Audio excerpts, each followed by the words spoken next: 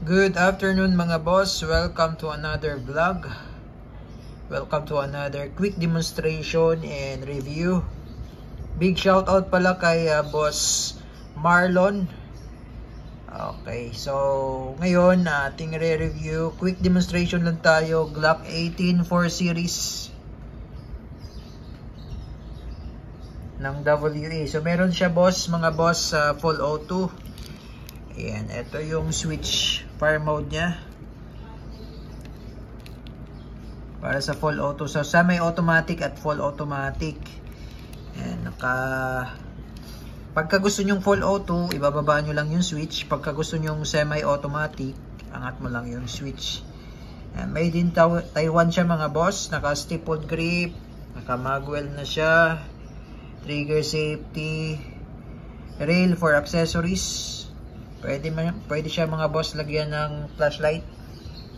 Pwede rin pala siya boss lagyan ng accessories katulad ng red dot optic.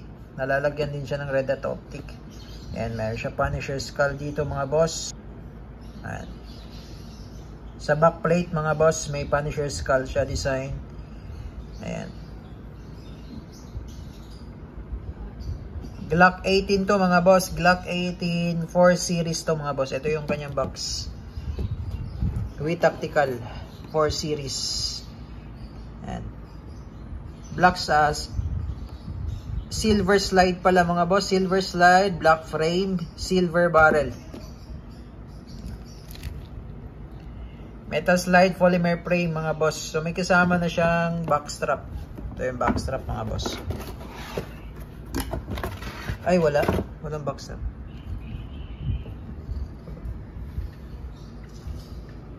Ayan. Sa magazine niya mga boss, 24+1 capacity mga boss. So, sa magazine. >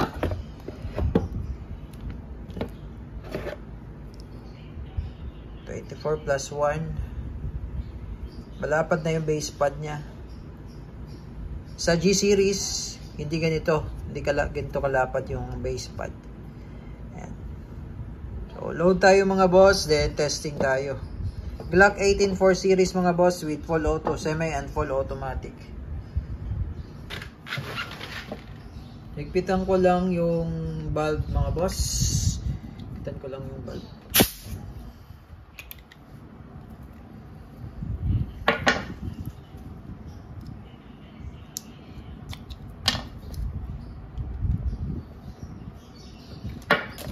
Bali, niluwagan ko muna mga boss para lagyan natin ng oil.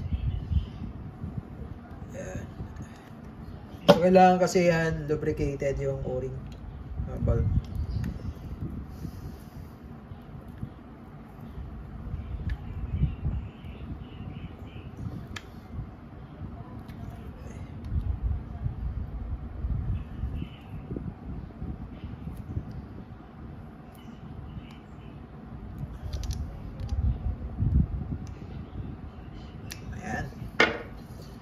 So, goods na boss.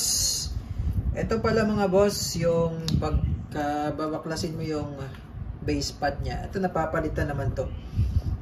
Standard lang naman ang size nito sa Glock. Sa mga airsoft bossing kaya ngayon pagkatatanggalin nyo, ito yung lock nyo.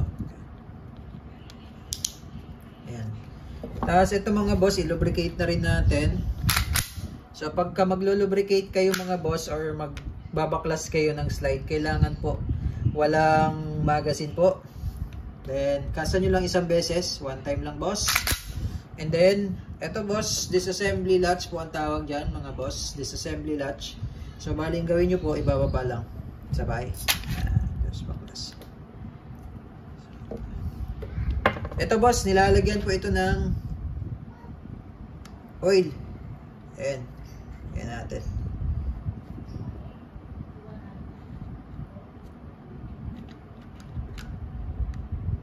Ayan.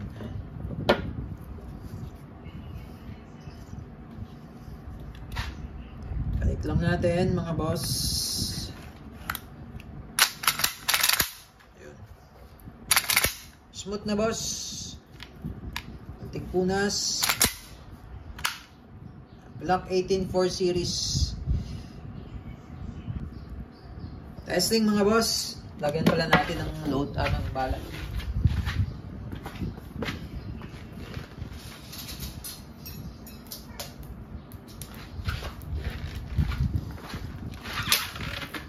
Okay, so bali airsoft siya mga boss. So ang bala niya plastic boss. Plastic. Kapag airsoft mga boss, ang bala plastic yan. Usually plastic. Pagka mga airgun naman mga boss, ang bala niyan bolitas or lead pellets, yung tingga. Bali wala kasi tayo mga boss tawag nito BB loader. So, mano-mano. So, mayroon siyang full auto mga boss, kaya dinamihan ko na yung bala. Then, pag mag-i-insert ka pala boss, ito sa Glock, no? Pag mag-i-insert ka ng magazine, kailangan medyo lakasan mo lang. Kasi pagka mahina yan boss, pwedeng malaglag. Okay, testing semi-automatic and full automatic. Ito mga boss, nasa 350-360 APS po. Bali, nalagyan ko na pala to mga boss ng gas. Hindi ko lang naipakita sa video, no? So, ito yung inlet valve. Dito lang tayo magkakarga. So, bali, semi-auto tayo mga boss muna. Semi-automatic. Ayan. Pag full auto naman mga boss, baba lang yung switch. Ayan, full auto mga boss. O boss, bala. I-release magazine lang mga boss, then attack slide, hammer down. Glock 18 4 series silver slide, black frame, two-tone. Ganda mga boss, oh.